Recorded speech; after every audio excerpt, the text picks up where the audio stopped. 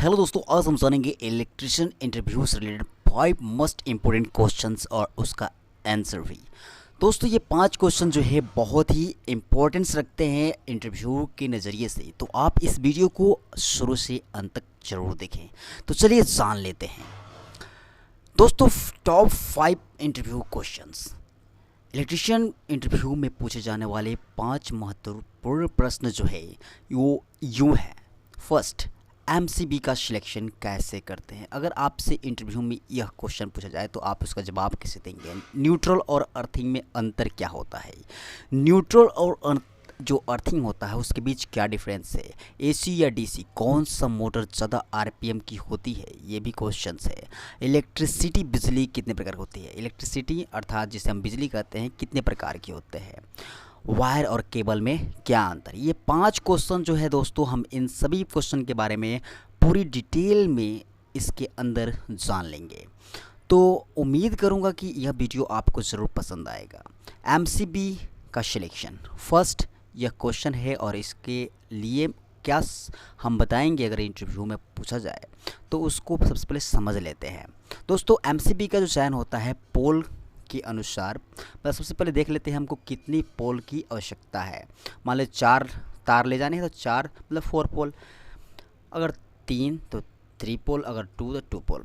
फिर उसके बाद टाइप का चयन कर लेते हैं, कौन सा टाइप चाहिए, और उपकरण लोड का प्लस 25% ऐड करके हम एमसीबी का सिलेक्शन कर लेते हैं। अगर हम इसको इस तरह से बोल सकते हैं, सबसे पहले हम टाइप का चयन करते हैं, उसके बाद हम पोल का चयन करेंगे, फिर जो उपकरण लगे होते हैं उनका कुल करंट जोड़कर उस कुल करंट का 25% अधिक करंट क्षमता वाला एमसीबी सेलेक्ट करते हैं।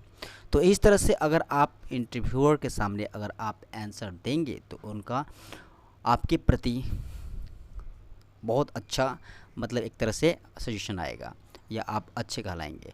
अगले क्वेश्चन को समझने से पहले मैं आपको एमसीबी टाइप के बारे में समझाना चाहूँगा या बताना चाहूँगा। एमसीबी जो टाइप होती है वो 6 होती है। Type A, type B, type C, type D, type K और टाइप जेड। ये दोस्तों 6 प्रकार के टाइप्स होते हैं और मैं आपको इसकी कुछ बेसिक बातें बताना भी चाहूँगा। तो चलिए जान लेते हैं इसके बेसिक कुछ टाइप ए की एमसीबी के बारे में।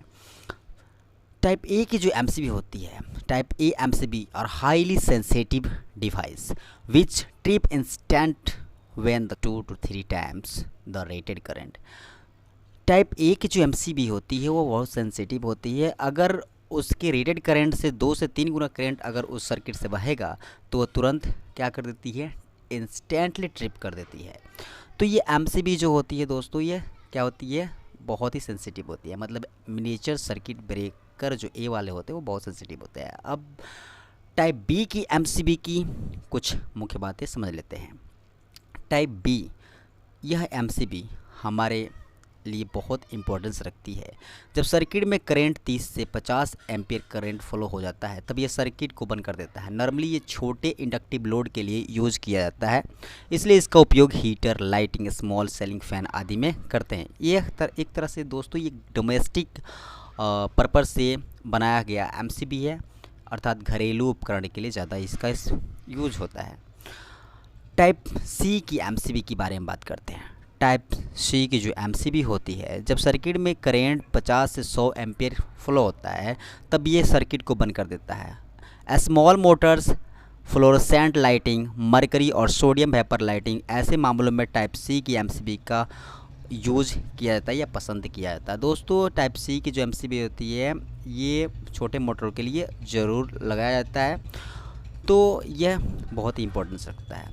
टाइप डी एमसीबी, दोस्तों टाइप डी की जो एमसीबी, जब सर्किट में करंट 100 से 200 एम्पियर फ्लो हो जाता है तब ये सर्किट को बंद करता है।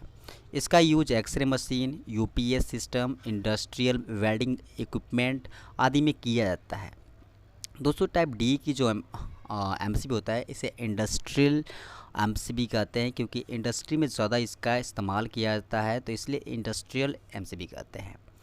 टाइप के एमसीबी, टाइप के जो होता है ये भी एक सेंसिटिव एमसीबी होता है। Type K trip when the current reaches 8 to 12 times then off less than 0.1 second.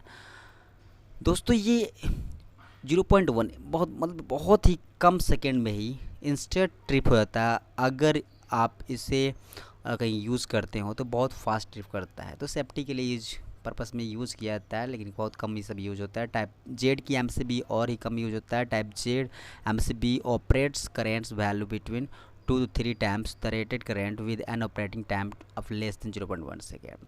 दोस्तों ये टाइप जो ए है, टाइप के है, टाइप जेड है, ये बहुत एक्सट्रीमली मतलब एक तरह से ये सेंसिटिव डिवाइस है, तुरंत ब्रेक कर जाते हैं, तुरंत ट्रिप कर जाते हैं।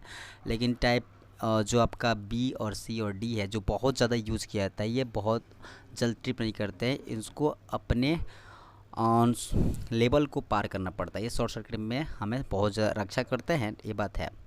अब चलते हैं दोस्तों न्यूट्रल और अर्थिंग में अंतर समझ लेते हैं। सेकंड क्वेश्चन था हमारा न्यूट्रल और अर्थिंग।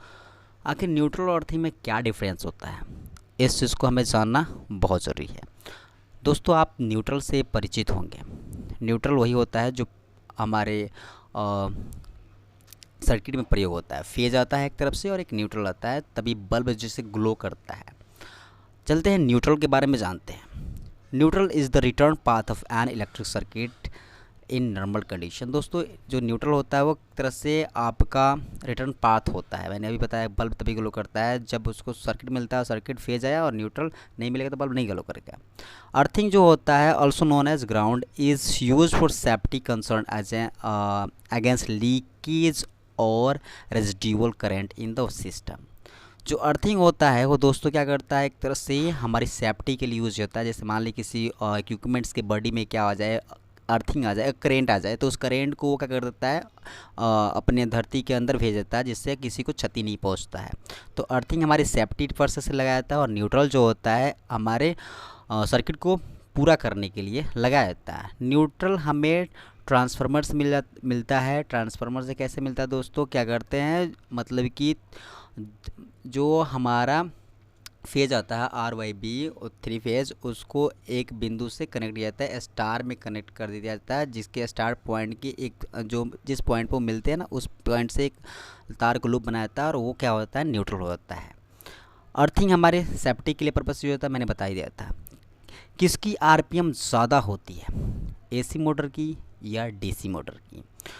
दोस्तों एसी मोटर और डीसी मोटर ये दोनों जो होते हैं बहुत ही इम्पोर्टेंस रखते हैं। लेकिन आरपीएम का मतलब होता है रोटेशन पर मिनट। एक मिनट में कितने मतलब बार वो मूव करते हैं, उसके बारे में पूछा गया है। तो एसी मोटर और डीसी मोटर, जो एसी मोटर होती है वो कम, और डीसी मोटर जो होती है वो ज़्यादा आरपीएम की होती है। डीसी मोटर की आरपीएम ज़्यादा होती है और एसी मोटर की आरपीएम कम होती है। एसी मोटर की आरपीएम लगभग अधिकतम 3000 तक आती है, और डीसी मोटर की इससे अधिक आरपीएम की मोटर आती है। तो अगर कोई पूछता है किसकी आरपीएम ज़्यादा होता है, तो डीसी मोटर की आरपीएम जाहिर सी है कि ज़्यादा होती है। ये आपको अगर ज़्यादा तेज़ घुमाने वाला कोई चीज़ का इस्तेमाल करना है तो आपको डीसी मोटर में ही मिलेगा, जिसकी स्पीड बहुत तेज़ हो जाएगी। इलेक्ट्रिसिटी या बिजली कितने प्रकार की होती है, यह भी क्वेश्चंस दोस्तों बहुत इंपॉर्टेंस रखता है एक इलेक्ट्रिशियन के लिए। तो हम जहाँ तक बात करें इलेक्ट्रिसिटी के बारे में, तो सबसे पहले बता दें इलेक्ट्रिसिटी जो होती है वो 2 प्रकार की होती है।